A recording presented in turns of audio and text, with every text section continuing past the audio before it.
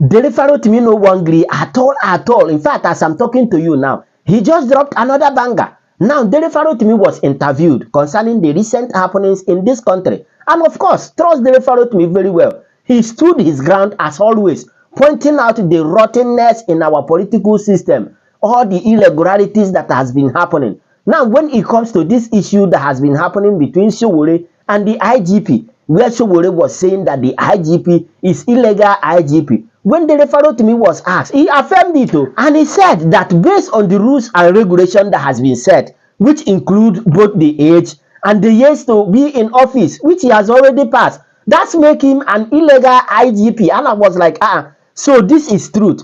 In fact, he also blasted Tinubu plus so many other things he said in this video. But nevertheless, let me allow you to listen to Dele Farotimi himself. But as you are listening, be clicking on that share button and also subscribe in case if you have never done so for more updates. And after that, I will be back.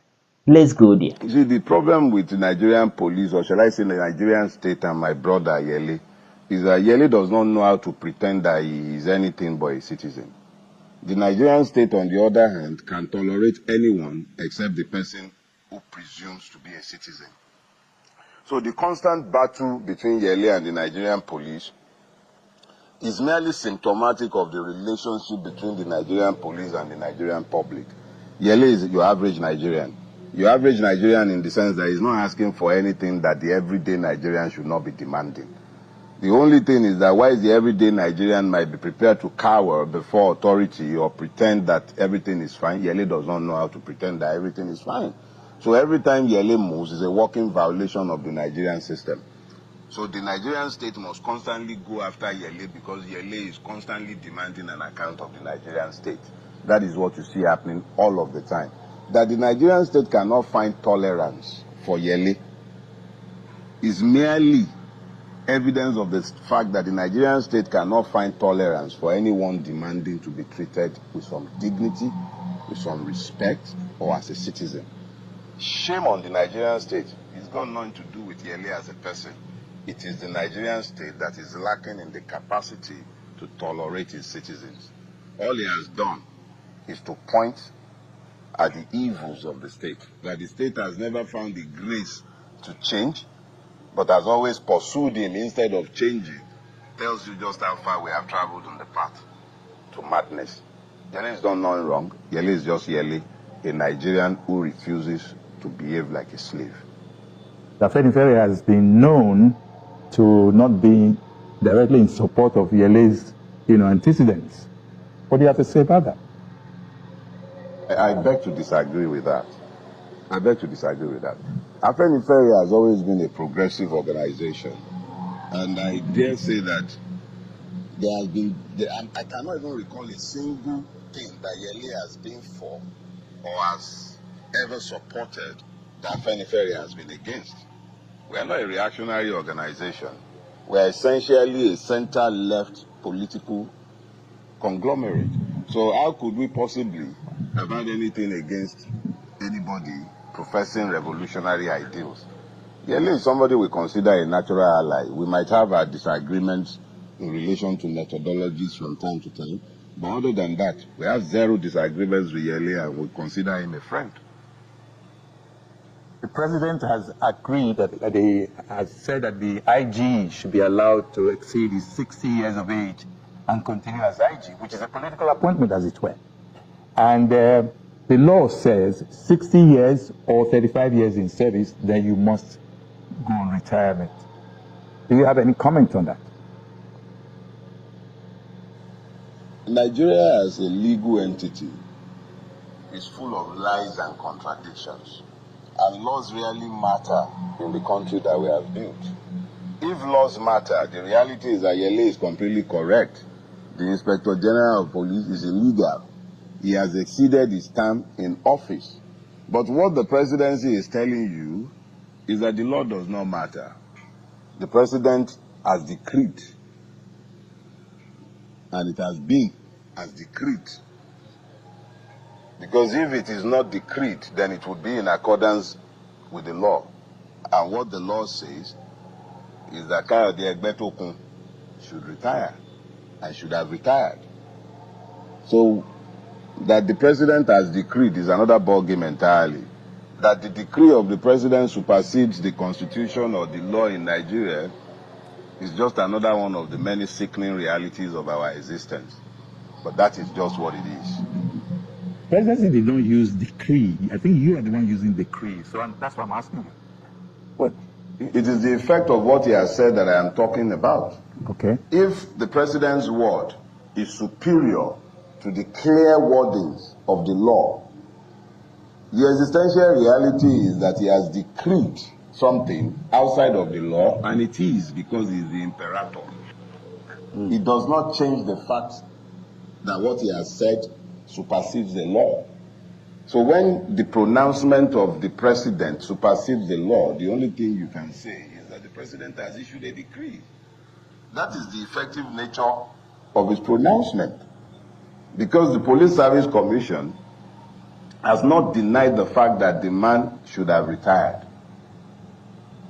So if they have not denied the fact that he should have retired, but are saying that he is still in office because he has been granted an extension by the president, what they are telling you is that the president's pronouncement is of more importance than anything that might have been written down in any law in the country.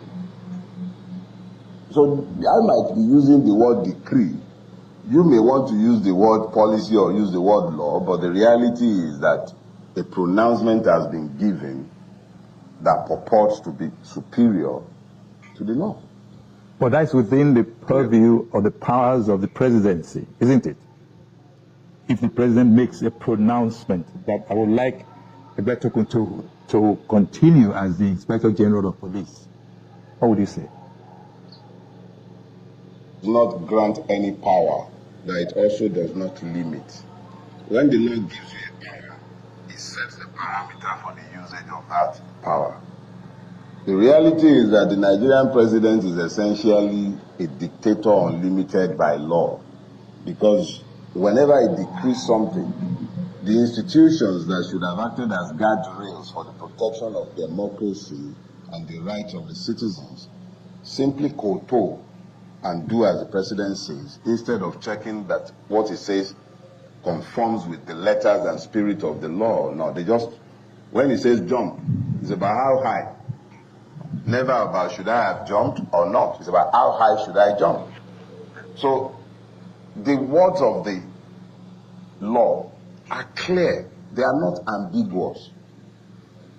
But the words of the president are also clear, and they are not ambiguous. And why the words of the president are in clear contradiction of the words of the law? Like every other thing Nigerian, because the president has said so, it will be so. So it's a decree. I would like you to look, critically at the relationship between leadership and followership. Is that in existence in Nigeria? You need to have leaders to have followers. We don't have leaders in Nigeria, we have ruiners. Unfortunately, those who should be followers have had poverty and ignorance weaponized against them to the point where their capacity to fulfill their roles as followers have been diminished by their circumstances. So you ask a man to follow, but his capacity to refuse to follow has been diminished by the fact of his hunger. So the person who is meant to follow may elect to take him wherever he cares to take him, as long as he has the wherewithal to feed him. So you've reduced his life to the existential notion of hunger. So the only thing that occupies the Nigerian mind is hunger. He has had poverty weaponized. So now you're asking him to follow. Even when he's having to follow ruinous characters who have no vision of the future, his capacity to challenge the leadership is affected. Because now, every time he wants to question his leadership, he is reminded that if he does not follow in the direction that he is being dictated to, no food is coming. That is the most basic of its challenges. He's faced with the challenges of security. He's faced with the challenges of housing. He's dealing with existential issues on a day-to-day basis. So his capacity to even follow the argument is diminished. With the way things are right now in the country, and the fact that it's almost as if there is no vocal opposition as yet. Well, of course, I shouldn't say that, especially when you consider the role of Peter Obi, Alhaji Atiku Abubakar and co. There's enough, opposition. But do you see the role of Afenifere as of today being that of opposition, or a sanitization effort at bringing, political party to bear? If our situation was one where we had challenges with democratization, then you could be talking about the role of opposition parties.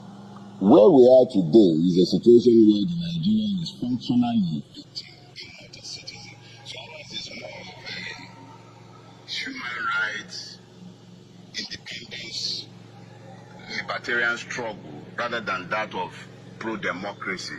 So as hard as the PDP might try, at the end of the day you find that there is very little that is different between the PDP and the APC in terms of temperament and even in terms of ideology.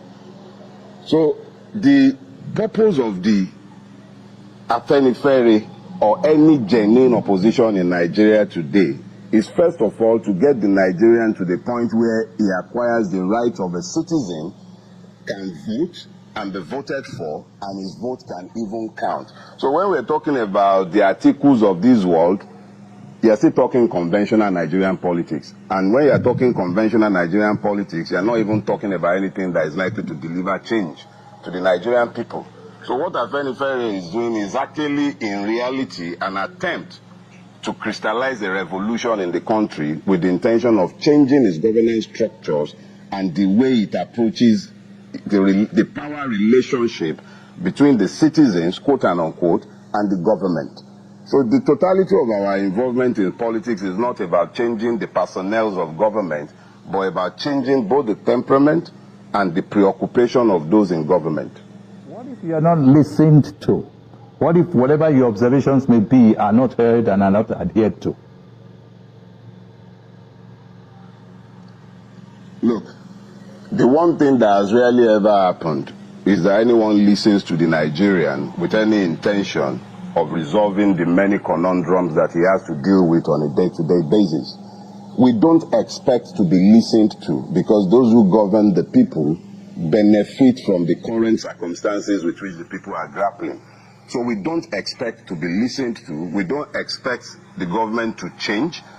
We are focused on the people themselves, getting the people themselves to realize the need and desirability for change. That would be the propelling force that might perhaps change the rulers and get them to focus on changing the circumstances of the people.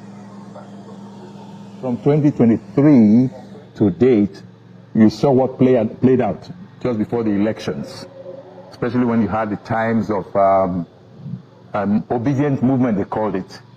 And I think you were rather active at that time. Now, elections came and went, and then there was so much hue and cry, but the judiciary took its course, took a decision, and then today we have a government in place. What is the situation like when you look at it economically and inflationary speaking? How would you look at it? How would you look at that aspect of it? In the year leading up to the last election, I remember stridently warning Nigerians about the fact that Muhammadu Buhari had already functionally destroyed Nigeria, and Nigeria was already tottering at the brink of the abyss. And I recall saying very clearly that Bola Tinubu and Atiku represented more or less twin horsemen of the apocalypse. I was clear in warning that Buhari had more or less destroyed the country and that whoever was coming was going to have to reimagine the country, then convince the people about the need to rebuild it. All this became lost in the noise that became the 2023 election cycle. And yes, you're right, the Nigerian judiciary, like every other thing Nigerian, learned to take defeat from the jaws of victory. Today, each and every Nigerian, whether they were complicit in the mess that we're all in, or whether they are just innocent victims, we are all suffering it today. But what we're suffering today will pale into insignificance next to what would happen if we fail to democratize our democracy and ensure that our votes count for something in 2027.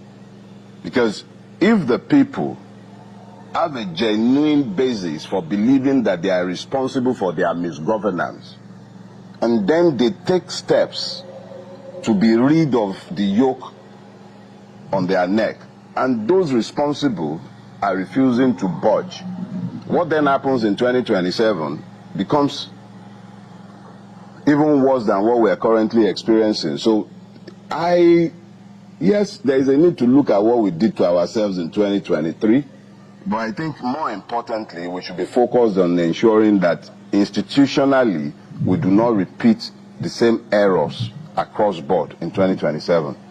If you do not have a direct power in focus, if you do not have direct source of ensuring that these changes are made, how do you think that's going to be possible for you? You are the National Secretary of Afenifere, and if Afenifere, as of now, is not yet a registered party in Nigeria. I think in Nigeria today, you have more than a plethora of registered political parties. What we don't have is a political process that guarantees that the vote of the people counts. What we are focusing on at the moment is not the registration of Afenifere as a political party. It is enough that it is a political movement that has clearly identified, clearly articulated political goals. We will be working in the coming days, weeks, months, and in the coming years to ensure that our votes as citizens of Nigeria would count. When that happens, it becomes possible to change the political process as happened in 2015 when the APC was voted in, as was avoided in 2023 when the political process was corrupted to ensure a predetermined result. We are hoping that will not happen in 2027, and we'll be doing everything we can to ensure that the electoral process is reformed sufficiently to restore the confidence of the Nigerian in the process. Nigeria today, many of them feel as if they're not part of the governance of this country. They believe that the older ones like us have taken over. What do you have to say? You are in between because you're in your very early 50s, maybe. So you can still be a youth, senior youth for that matter. But how do you bring the youth along this line of ensuring that they participate in all of these things you're talking about? First thing first, nobody gives power without a struggle. Second thing, I do not qualify as a youth again. My next birthday, I'll be 57. In any other society, I'll be getting ready for actual retirement. If I was in England, before the society was equally bastardized, I'll be expecting my bus pass so that I could be traveling free on the buses and underground. In Nigeria at 57, I'll probably be made a minister for youth affairs or the youth secretary of some political party. The reality is that they kept telling us as we were growing up that we were the leaders of tomorrow. But tomorrow never came. So I'm 57, and the only office for which I might be considered fit will be the Ministry of Youth. That tells you exactly how much of the years, the productive years of the Nigerian youth has already been stolen by the cankerworms and the devourers. The Nigerian youth is the one that is going to have to come to the realization at some point that those who are telling him that is the leaders of tomorrow have already fed on tomorrow, and they're already feeding on the days after tomorrow, and he's going to have to grab that power from them at some point. That is the reality of the Nigerian youth. Those who are before him have not prepared tomorrow for him. They have consumed it, and they are busy consuming all the other tomorrows that will come. So the Nigerian youth has no choice but to get to the point of realization that those in front of him do not have his interest at heart, and is the one that is going to have to grab tomorrow for himself, if it would ever come. To my mind, the artificial intelligence, AI it is called, how it has now affected youths of today worldwide. But in a Nigerian scenario, it looks like AI is actually infiltrating into the tertiary institutions, universities, because most of them now depend on AI to write their essays, and that doesn't seem to give them the benefit of true knowledge. What's your thought about that? How do you see that affecting the youth of Nigeria? We like pretending that we are some island untouched by all the things that are going on all around the world. We like thinking that we are somehow immune to developments in the whole world. Now, what has happened is that the world has become something of a global village. The bits of civilization that are allowed by those who have ruled or ruined our country become accessible to the Nigerian youth, and these are used in ways ever more ingenious than were ever envisaged by those who even put the processes in place. Now, that the Nigerian youth is using AI in the manner that you have described only attests to the capacity of the Nigerian youth to take advantage of whatever is placed in within his reach to do it, with which it might be able to do his work. That they're using it for their assignments and for academic activities is no surprise and is not unique to the Nigerian youth. It's being used by all people all over the world. The use to which the application is put in Nigeria must not be disconnected with the use to which it is put in other parts of the world. Youth all over the world uses AI for their academic work and for every other thing to which it is applicable. It's not unique to Nigeria. Maybe we should be doing more. Maybe we could do a whole lot more. But it's a global village. That is what is available. That is what is in use, and that is what they're using. If things get better, if more windows are open to the Nigerian youth, they'll take the same advantage as any other person in the world. We'll go on the break, and when we come back, we'll go back to how you came to the valley of the shadow and all of that. So until then, well, I'll just have to say that Sonny Rabola will be back in a moment.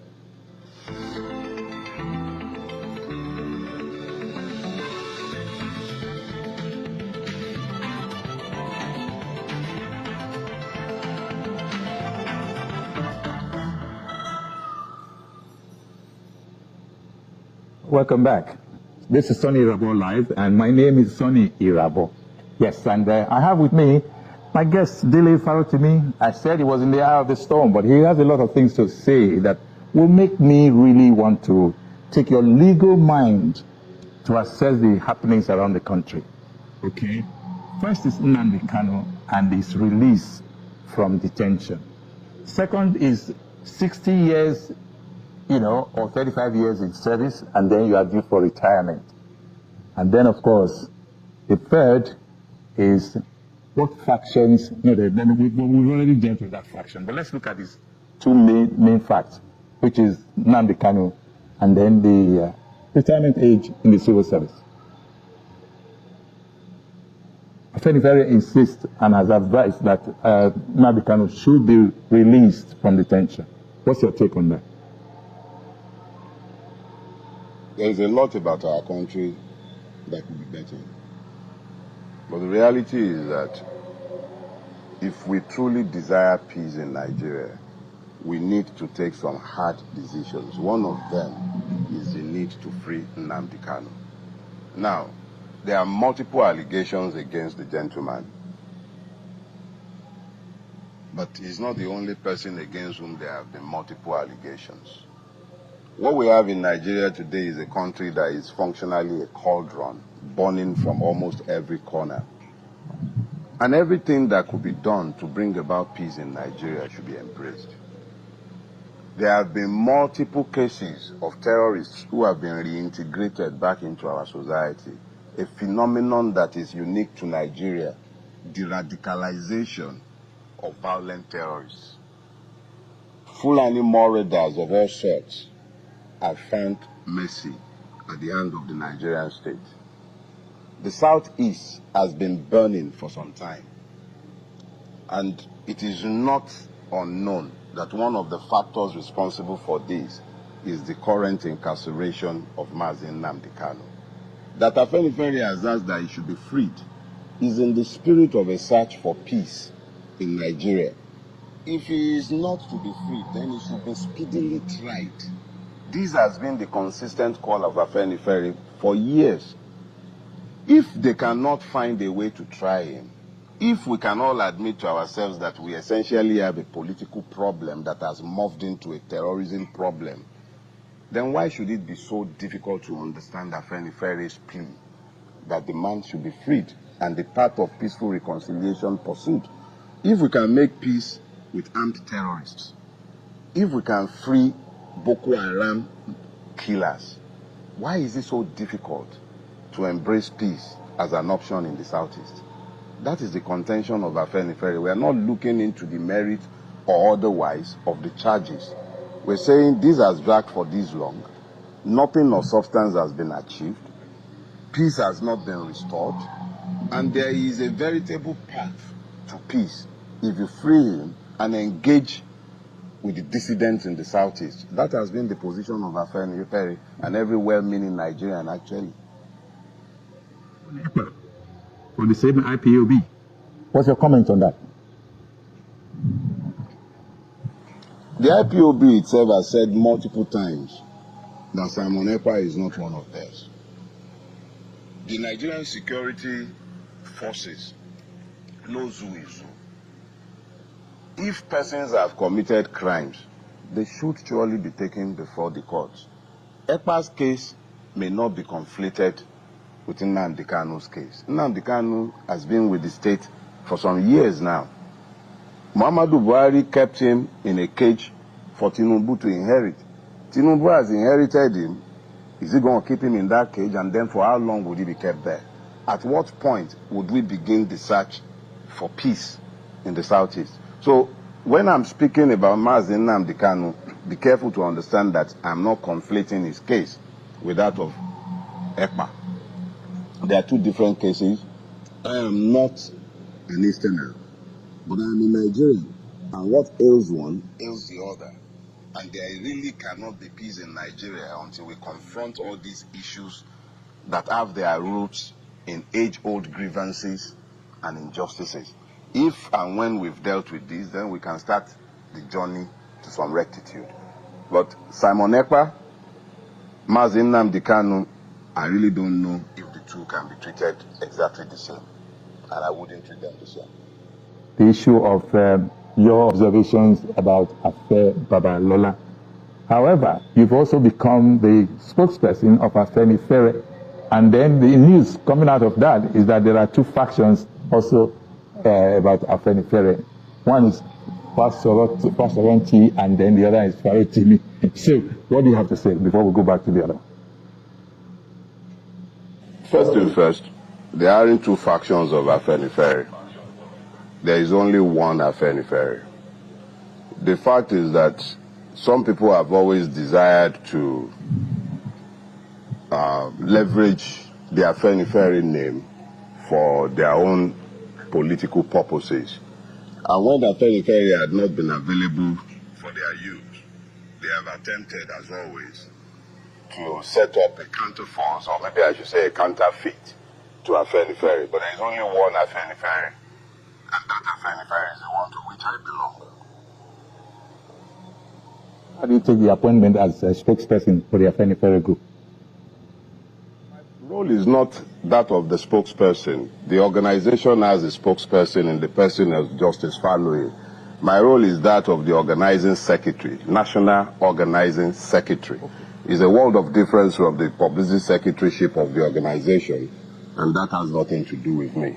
It is about organizing the organization itself, properly putting it on the sound footing nationally.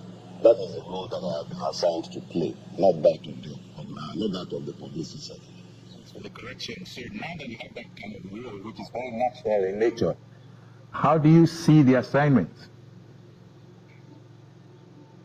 Well, Afenifere is the Yoruba name for the political party that was known as the Action Group in the First Republic, that was known as the Unity Party in the Second Republic, and the one that was also known as the Alliance for Democracy.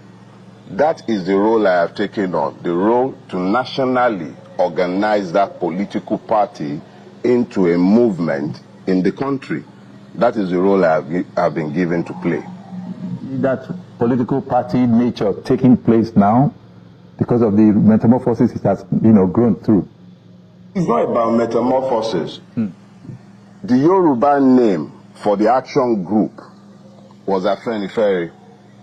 Afenifere means egalitarian, somebody who wants good for everybody. That name arose from the 4 cardinal points, the program by which the action group, the UPN, and the AD were later to be known. Now, during the years of the military interregnum, particularly from 1966 up until 1979, the reality is that there was a ban on political activities. And during this period, it was convenient for the Awolowo group, known as Action Group, otherwise known as Afenifere, to continue to meet under the guise of a socio-political organization, a socio-cultural organization known as Afenifere, whose activities, of course, would not have been banned during the years of the military. But when the ban was removed, that body metamorphed and became the UPN. When the ban came again, it became Afenifere. When Abacha left, it became the Alliance for Democracy. In this age, that Alliance for Democracy died, functionally was killed between 2003 and 2004, but the need for that political platform has never been extinguished. That political platform is the one that we are trying to revive nationally. It has never been removed, the need has never been extinguished, and if there was ever a time when the action group or Afenifere has been needed in the national politics of Nigeria, this is one such time. And that is the role I have taken on. So his capacity to think beyond the day is lost. He can only follow on a minute-by-minute, hour-by-hour basis. He cannot even remember what it was that he was promised yesterday because he's still busy struggling to earn a living today. So the relationship between those who should lead and those who should follow in Nigeria has become dysfunctional. And their capacity to play their role effectively has been seriously compromised, if not completely lost. What's your advice, therefore, to the leaders or rulers and the followers? Let's look at it critically now again. Stop wasting my time talking to the rulers of Nigeria. No, it's a waste of time. You're dealing with recalcitrant persons who have no interest in change. So I stopped wasting my time with the rulers. However, I am committed to dealing with the victims. I am a victim who is aware of my victimhood. But there are myriads and multitudes who are blissfully unaware of the fact that they have been rendered as victims in Nigeria. So those who should be their natural allies, fellow victims, have become their enemies because they've been taught to hate them by the persons who have ruined everybody. So I am engaged and committed to the process of helping victims to recognize themselves so that they might then work cooperatively towards bringing themselves out of the mess that everybody is in. But insofar as it relates to talking to those who have brought everybody to this sorry pass, is a waste of time. Those ones cannot listen. They are lost. And I don't waste my time on them. I deal with the victims in the hope that the victims might just recognize themselves and move away from this madness. The last 6 weeks or more have been quite testy for you. And for the whole world who were looking at it remotely, how would you like to look at Chief Afe Babalola, who at the age of 95 is still fighting a little bit? This was not about Chief Afe Babalola.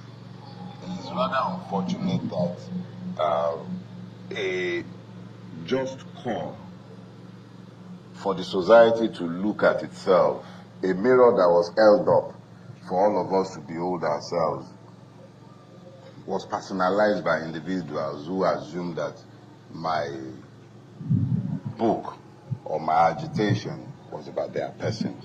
If I spoke about persons at any point in time, I've only ever talked about persons as types, and in pursuit of my agitations to have a better country, to have a better society. It's nothing personal. My Ekiti experience, as far as I'm concerned, has really enriched me as a person. Enriched me in the sense that I went to prison. I found better persons than myself in prison. I learned more about my country because I went to prison. It wasn't exactly a pleasant experience. It's not like some holiday resort somewhere, but it is an experience for which I'm eternally grateful to God. Because without that experience, I probably would never have become. I lost my fear of death when men were threatening to kill me. I've lost my fear of incarceration simply because somebody decided that I was fit for Ekiti prison. I have met very interesting persons, learnt a new vista of life. It's been an enriching experience, even though it was quite uncomfortable, but it is what it is. You don't make omelets without breaking eggs. I committed myself to this path. Prison was just one of the many inconveniences that one would experience if you want to change a society like ours. And better men than myself have paid even higher prices. Look at Yele, for instance. For every day I spent in the prison, he spent at least a week for every day. So who am I to complain? I left people behind in prison who didn't have any obas to go and be begging for them. Better men than me. If somebody would go and beg for them, maybe they will release them as well. But nobody is begging for those ones. They're still there. So I have no bitterness or pain about what happened. Mine was just the typical Nigerian story, and it would have been worse if the people had not stood up for me. So Nigeria would have happened to me, and it would have happened very well, and nothing would have happened because it has happened to so many other persons, and it is still happening to them as I speak today. So who am I to even complain about what transpired with me in Ekiti? What happened to me in Ekiti is the story of the everyday Nigerian. It happens every day. I am privileged and blessed that the people took my matter to heart, and I became them. And they stood up for me, and I was hearing them even beyond the prison walls.